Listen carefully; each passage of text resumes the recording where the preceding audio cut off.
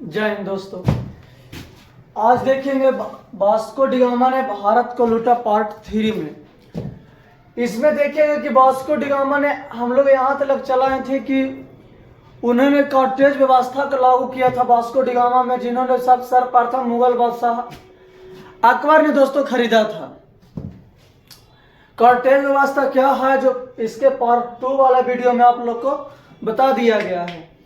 अब देखते हैं पार्ट 3 वाला ने वास्को डी गामा ने भारत को लूटा किस प्रकार। यहां तक तो हेडिंग खाली भारत को लूटा वास्को डी गामा में, लेकिन दोस्तों की क्या है, लूटा तो क्या आया तो व्यापार करने के लिए उधर से, तो कुछ यहां से लेकर भी गया और कुछ यहां को देकर भी गया। जिस तरह से दोस्तों भारत में आलू नहीं हुआ करता था, तो मध्य अमेरिका से उन्होंने व्यापार के दौरान यहाँ आलू की खेती करने के लिए शुरू किया। तंबाकू की खेती करने के लिए भी प्रेरित किया। प्रिंटिंग प्रेस को भी लाया। जहाज निर्माण की कला का भी विकास उन्होंने किया दोस्तों।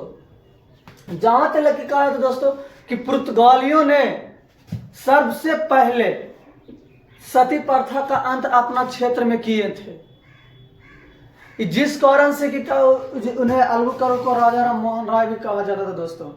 वो अपना क्षेत्र में 10 सती प्रथा का भी अंत कर दिए थे दोस्तों। तो ये ऐसी बात नहीं है कि वास्को डी गामा ने सिर्फ भारत से ले जाने के ही प्रयास, कुछ जिसे में अमेरिका से मध्य अमेरिका से पुर्तगालियों ने आलू लाया, तंबाकू की खेती करने के लिए यहाँ सिखाया। प्रिंटिंग प्रेस होगा, जिसे में जहाज निर्माण कला की भी विकास इन्होंने किए दोस्तों। अब देखते हैं वास्को डी गामा में भारत, पहला नंबर तो वास्को डी गामा भारत 3 बार आए थे। पहला में 1498 ईस्वी में, 1502 ईस्वी में और 1524 ईस्वी में। वास्को डी गामा भारत कितने बार आए थे? तो 3 बार आए थे दोस्तों। लेकिन कहा जाता है कि सबसे पहले दोस्तों वास्को डी गामा ने ही सबसे पहले पुर्तगाली कंपनियों ने ही भारत आगमन किए थे, और सबसे लास्ट तक, सबसे अंत में भी पुर्तगाली ईस्ट इंडिया ही भारत को छोड़कर गए थे दोस्तों, क्योंकि 1498 में आ गए थे और 1961 में गए थे। यानी हम कह सकते हैं कि भारत पर अधिक दिनों तक शासन करने वाला कोई कंपनी थे तो वह यूरोपीय कंपनी में से पुर्तगाली ईस्ट इंडिया कंपनी। वही पुर्तगाली ईस्ट इंडिया कंपनी जिन्हें हम एस्तादो द इंडिया के नाम से भी जानते हैं, वही पुर्तगाली ईस्ट इंडिया कंपनी जिन्हें एस्तादो द इंडिया के नाम से भी जाना जाता है दोस्तों। ये जो हम लोग देख रहे हैं एक गोवा, यानी मुख्य रूप से उसका पुर्तगालियों का जो मुख्य रूप से कब्जा बनाए हुए थे आजादी के बाद भी, वो गोवा जो आज हम लोग देख रहे हैं भारत का एक छोटा सा राज्य है दोस्तों, जिनकी क्षेत्रफल हमसन 3707 वर्ग किलोमीटर है। उन्हें जिस समय उसे ऑपरेशन विजय के तहत 1961 ईस्वी में दोस्तों पूर्ण रूप से गोवा को आजाद किया गया था। जिस समय गोवा पर 1961 ईस्वी में जिस समय भारत में उसे आजाद किया गया था, उस समय गोवा पर पुर्तगाली गवर्नर जनरल एंटोनिया सिल्वा हुआ करता था। एंटोनिया सिल्वा, उस समय पुर्तगाली गवर्नर जनरल एंटोनिया सिल्वा था, जिस समय पुर्तगाली ईस्ट इंडिया कंपनी से गोवा के लिए ऑपरेशन विजय के तहत उसे छीना गया था। उस समय दोस्तों जब तो 1961 में ऑपरेशन विजय के तहत गोवा को तो छीन लिया गया, लेकिन 12वां संविधान संशोधन के तहत 1962 ईस्वी में इसे राज्य का दर्जा नहीं दिया गया था। 12वां संविधान संशोधन 1962 के तहत गोवा को राज्य का दर्जा नहीं दिया गया था दोस्तों।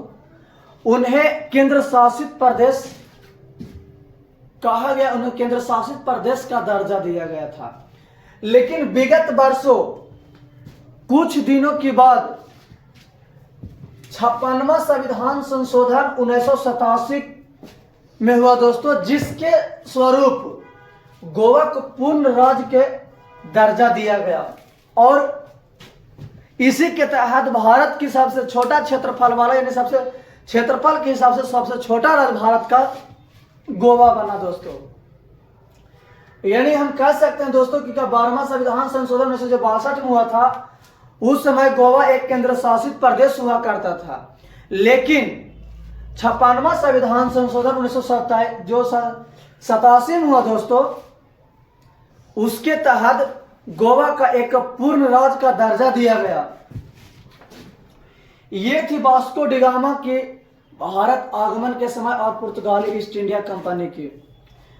तो थोड़ा सा आज के टॉपिक पर देख लें दोस्तों, बाकी इसकी पार्ट 1 और पार्ट 2 वीडियो अपलोड कर दिया गया। उसको जब पूर्ण रूप से देखिएगा, लैंग्वेज एक भाव में लगातार देखिएगा तो और बेस्ट सही समझ में आएगा। तो आज जो जितना भी देखे हैं वो हम लोग कर लेते हैं याद। वास्को डी गामा भारत कितनी बार आए? तो 3 बार, 1498 ईस्वी में, 1502 ईस्वी में, 1524 ईस्वी में दोस्तों। उसी तरह गोवा को भारत में किसके तहत मिलाया गया? ऑपरेशन विजय के तहत। या ये भी पूछ सकते दोस्तों कि पुर्तगालियों को गोवा पर से अधिकार किस दौरान से, या पुर्तगालियों को गोवा पर से अधिकार समाप्त किसके तहत किया गया? तो ऑपरेशन विजय के तहत चलाकर। कब? तो 1961 में।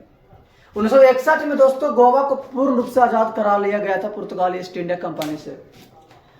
वही बोले कि क्या है, 12वां संविधान संशोधन कब हुआ था? 1962 ईस्वी में। उस समय गोवा एक केंद्र शासित प्रदेश हुआ करता था दोस्तों। लेकिन विगत वर्षों में जो 56वां संविधान संशोधन 1987 ईस्वी में हुआ, उसके तहत गोवा को पूर्ण राज्य की दर्जा दे दी गई और वह भारत की क्षेत्रफल के अनुसार सबसे छोटा राज्य बना। पुर्तगाली ईस्ट इंडिया कंपनी का अन्य नाम क्या है? एस्तादो द इंडिया।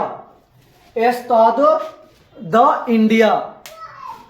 जिस समय गोवा को आजाद करवाया गया था, उस समय पुर्तगाली ईस्ट इंडिया कंपनी की गवर्नर या वायसराय कौन थे? तो एंटोनियो सिल्वा। ये सारी चीज दोस्तों पुर्तगाली ईस्ट इंडिया से संबंधित थी। फिर इसी तरह से आप लोग इसे डच ईस्ट इंडिया कंपनी हुआ, ब्रिटिश ईस्ट इंडिया कंपनी हुआ, फ्रांसीसी ईस्ट इंडिया कंपनी हुआ दोस्तों। उन सारे कंपनियों का भी एक संक्षेप में छोटा सा एग्जाम के भेद में एक छोटा सा वीडियो बना दिया जाएगा, छोटा पार्ट 1 पार्ट 2 करके, कि छोटा छोटा वीडियो देखने में ज्यादा लगे भी नहीं, कि ज्यादा बोर जैसा ना लगे। इस तरह से इसका संपूर्ण वीडियो देख लिए, पार्ट 1 पार्ट 2 पार्ट 3, उसके बाद संपूर्ण मुख्य रूप से समझ में चला आएगा दोस्तों। फिर मिलते हैं नेक्स्ट क्लास में। जय हिंद।